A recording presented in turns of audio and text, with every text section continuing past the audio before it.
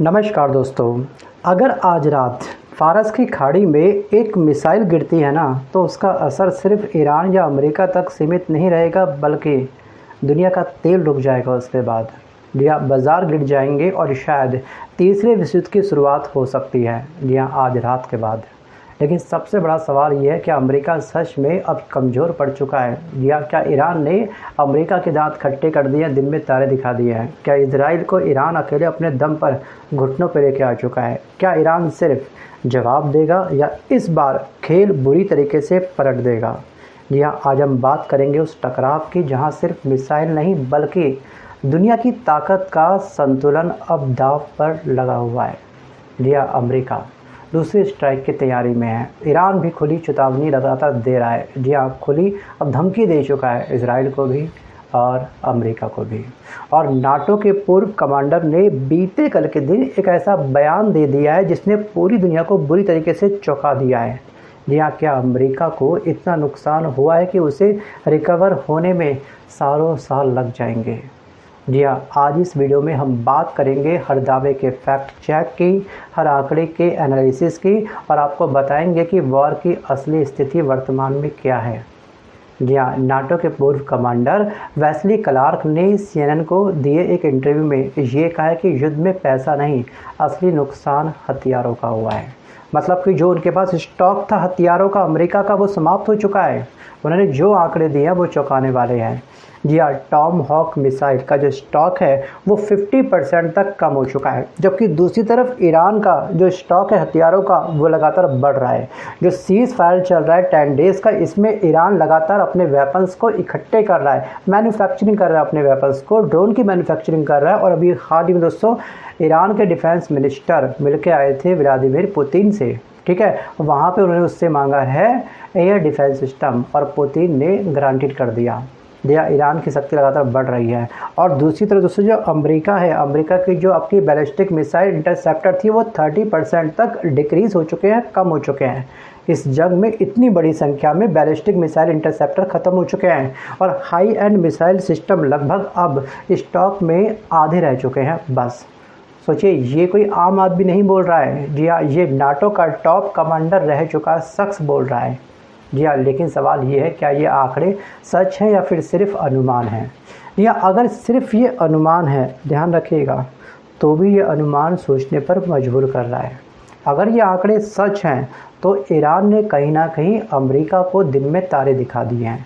क्या सच में Donald Trump ने इस जंग को स्टार्ट करके इस जंग में या फिर जंग की आग में घी डालने का प्रयास कर दिया था अपने बयानों के माध्यम से?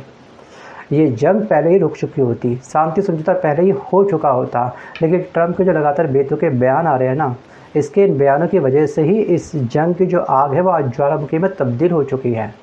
सोचिए, ईरान अब इस जंग को रोकने के लिए बिल्कुल तैयार नहीं है। या तो मेरी शर्तें मानो, या फिर जंग को हम लोग करते हैं कंटिन्यू।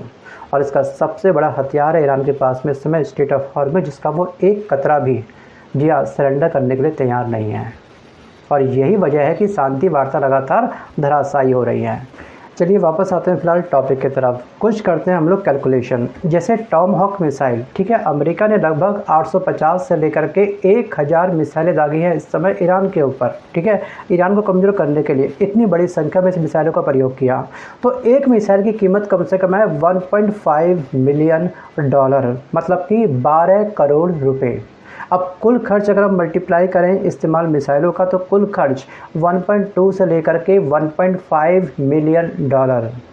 मतलब कि ये सिर्फ खर्च नहीं, स्टॉक का एक बहुत बड़ा हिस्सा भी है जो अब ख़त्म हो चुका है।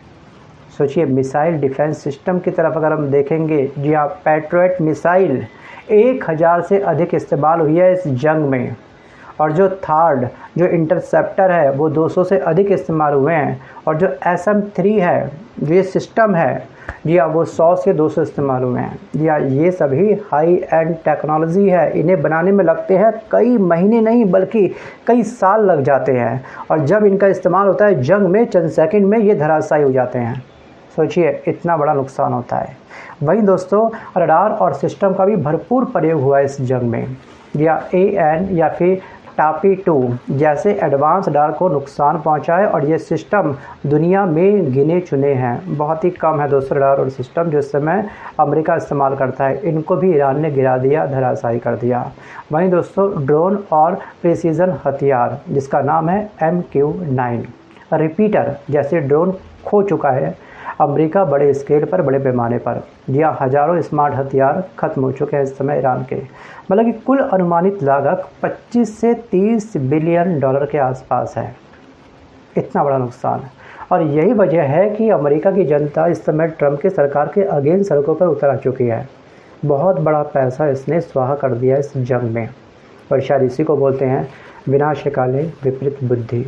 सोचिए, ट्रंप के इस जंग में उतरने को लेकर के इसके जो सहयोगी देश थे, या नाटो संगठन के तमाम देश या फिर यूरोपीय संघ के तमाम देश इससे काफ़ी खफा चल रहे हैं। जी हाँ, मैं पहले भी कई वीडियो में डिस्कस कर चुका हूँ कि अभी हाल ही में इस जंग को लेकर के अमेरिका की संसद जिसे हम कांग्रेस बोलते हैं उसमें एक वोटिंग हुई थी। तो 52 में से 47 वोट ट्रंप के इस एक्शन के अगेंस्ट आए थे कि भैया इस जंग में आपको पार्टिसिपेट नहीं करना चाहिए था, अगर कर भी लिया तो फटाफट से इस जंग से अपने कदम पीछे कर लो। लेकिन अब दोस्तों सवाल है ईगो का, यह सवाल है नाक का, कि आखिरकार ईरान जैसे छोटे देश से हम कैसे हार सकते हैं। सोचिए, अगर अमेरिका ने कदम पीछे कर लिए तो अमेरिका की जो वैश्विक छवि पर जो बहुत बड़ी चमक थी वो धूमिल हो जाएगी, उस पर एक बहुत बड़ा बट्टा लग जाएगा। जी हाँ, अब बन चुका है सवाल। Think about it. आपको क्या लगता है, सच में अगर ट्रंप की जगह पे आप होते तो आप क्या एक्शन लेते? अपने बेतुके बयान के माध्यम से इस जंग की आग में घी डालने का प्रयास करते अपने बयानों के माध्यम से, या फिर कुछ नया रास्ता निकालते? अपना एक्शन टेकन वीडियो को पॉज करके आप मुझे कमेंट करके ज़रूर बताइएगा। चलिए अब आते हैं फिलहाल वापस फिर से उसी टॉपिक पर। तो कल ईरान के सुप्रीम लीडर मुस्तफ़ा खौमेनी ने सीधी चेतावनी दी है कि अगर अमेरिका ने हमारे ऊपर हमला किया तो उसकी जगह सिर्फ समुद्र के नीचे होगी। जी और सबसे बड़ा बयान, ईरान कभी भी अपना न्यूक्लियर और मिसाइल प्रोग्राम नहीं छोड़ेगा। लिया ईरान ने ये चेतावनी दी है, और ईरान की शर्तों में सबसे टॉप पर यही तो शर्त है कि भैया आप मुझे न्यूक्लियर पावर बनने से नहीं रोकोगे। सेकंड शर्त उसकी ये थी कि जितना मेरा नुकसान हुआ इस जंग में उसकी भरपाई करे अमेरिका, और तीसरी उसकी शर्त ये थी कि फ्यूचर में कभी भी आप हमारे ऊपर जंग नहीं करोगे, ठीक है। और इसके लिए मुझे चाहिए अंतर्राष्ट्रीय गारंटी, श्योरिटी। और चौथी शर्त इसने और ऐड कर दी, पहले इसकी केवल 3 शर्तें थी, चौथी इसकी शर्त यह है कि स्टेट ऑफ हॉर्मुज़ पर मेरा अधिकार होगा, टोल वसूली मैं करूँगा। सोचिए, अब टोल वसूली तक का भी इसने एक अनाउंसमेंट कर दिया है ईरान ने, और वो भी वसूली डॉलर में नहीं बल्कि इसकी लोकल करेंसी में होगी। मतलब साफ है कि ईरान अब डिफेंस मोड से अब अटैक मोड में आ चुका है। क्या आओ खेले जंग जंग। और इसका बयान ये भी था ना ईरान का कि अगर आप मेरी शर्तों को नहीं मानोगे तो 10 साल तक मैं इस जंग को आगे चला सकता हूँ, खींच सकता हूँ आराम से। बल्कि इसकी ड्यूरेशन लगातार बढ़ रही है ईरान की, मतलब कि इसकी जो जंग करने की शक्ति है वो बढ़ चुकी है। इस समय रूस भी ईरान के सपोर्ट में आके खड़ा हो चुका है, चीन भी इस समय ईरान के सपोर्ट में खड़ा हो चुका है, और ईरान के सपोर्ट में ऑलरेडी इसके बहुत सारे अलायंस पूरे दिल से इसका साथ दे रहे हैं। इनफैक्ट ईरान की जनता भी इसके साथ में है ईरान के। लेकिन दूसरी तरफ इजराइल की जनता इजराइल की सरकार के खिलाफ है, ट्रंप की जनता ट्रंप के खिलाफ खड़ी हुई है। कितना बड़ा अंतर है, सोचिए कितना बड़ा अंतर है। और ईरान के पास सबसे बड़ा हथियार अब है स्टेट ऑफ हॉर्मुज़, जिसको वो हर बार चल रहा है, और यही असली गेम चेंजर है, क्योंकि दुनिया का 30% तेल इसी रास्ते से होकर गुजरता है। अगर ये बंद हुआ तो ध्यान रखिएगा क्या होगा, पेट्रोल डीजल के दाम आसमान छू जाएंगे, ग्लोबल सप्लाई चेन बुरी तरीके से टूट जाएगी, और फूड और मैन्युफैक्चरिंग सेक्टर पर एक भारी असर पड़ेगा। और इसका भारी असर दिखना भी स्टार्ट हो चुका है इंडिया के अंदर भी। जी हाँ, कमर्शियल गैस सिलेंडर के प्राइस 1000 से अधिक रुपीज़ के बढ़ चुके हैं, ठीक है। और जो अभी हाल ही में आपने देखा सूरत देश के अंदर, जी हाँ सूरत हमारा भारत का जो हिस्सा है दोस्तों, उसके अंदर कितनी बड़ी संख्या में मजदूर अपना प्लान कर रहे थे और रोते हुए बिलखते हुए, क्योंकि सूरत में काफ़ी सारी फैक्ट्रियाँ अब बंद हो चुकी है, क्योंकि गैस की सप्लाई अब ठप हो चुकी है हमारे इंडिया के अंदर। अब दोस्तों वैसे इलेक्शन समाप्त हो चुके हैं पश्चिम बंगाल के, 29 अप्रैल को सेकंड फेज़ का वो था, मतलब चुनाव संपन्न हुआ विधानसभा चुनाव का, ईवीएम मशीन सील हुई, उसके बाद ही महंगाई का डंका बजना स्टार्ट हो चुका है। जी हाँ, मैं इसको डंका ही बोलूँगा कहीं ना कहीं। जी हाँ, मतलब महंगाई का तांडव अब शुरू हो चुका है, और इस महंगाई की मार झेलेगा एक आम व्यक्ति, हम और आप। और इस महंगाई के तांडव को ना प्लीज़ आप लोग हल्के में मत लीजिएगा, क्योंकि ये महंगाई पूरे वर्ल्ड के अब तक की सबसे बड़ी महंगाई के रूप में बन सकती है। सो गैस बीते कल के दिन यूएन चीफ एंटोनियो गुटेरेस ने भी एक चेतावनी दी है। उन्होंने साफ साफ ये बोला है कि हॉर्मुज़ में संकट पूरी दुनिया की अर्थव्यवस्था को झटका देगा। और जब कोई इतनी बड़ी पर्सनैलिटी इस तरह की चेतावनी देता है ना, तो उसकी चेतावनी को हल्के में किसी भी देश को नहीं लेना चाहिए। और हमारे पास जो स्टोरेज है ना, वो काफ़ी कम है। बाकी देशों के पास दोस्तों जो आपके क्रूड ऑयल का स्टोरेज है वो काफ़ी अधिक है।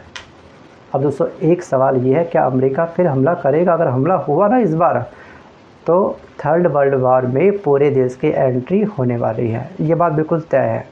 सोचिए, अभी हमला करने को लेकर के अमेरिका के अंदर भी अलग से तैयारी चल रही है। इजराइल अपने वेपन्स इकट्ठे कर रहा है लगातार, ठीक है, मंगवा रहा है। एक बहुत बड़ा जस्ता इसने मंगवाया था कुछ समय पहले, कुछ घंटों पहले। और ईरान अपना मैन्युफैक्चरिंग तैयार कर रहा है अपने हथियारों की, ड्रोन की, और बाहर देशों से ये अपने हथियारों को बाई कर रहा है। और अमेरिका भी डिफेंस बजट की मांग कर रहा है। 1.3 ट्रिलियन, लगभग की 100 लाख करोड़ रुपए की डिमांड कर रहा है। इसका मतलब साफ है कि अमेरिका तैयारी कर रहा है इस जंग की। लेकिन इसके बाद अभी स्टॉक कम है, सिस्टम इसका डैमेज हो चुका है, और पूरी दुनिया की नज़रें अब अमेरिका पर है।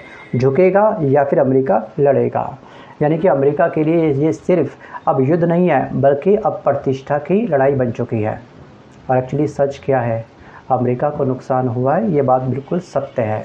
नुकसान ईरान को भी हुआ है, ये बात भी सत्य है। इजराइल का भी नुकसान हुआ है, ये बात भी 100% सत्य है। लेकिन वो अभी भी दुनिया की सबसे बड़ी मिलिट्री ताकत बना हुआ है इस समय ईरान। यह ईरान कमज़ोर नहीं, बल्कि और भी अधिक आक्रामक हो चुका है।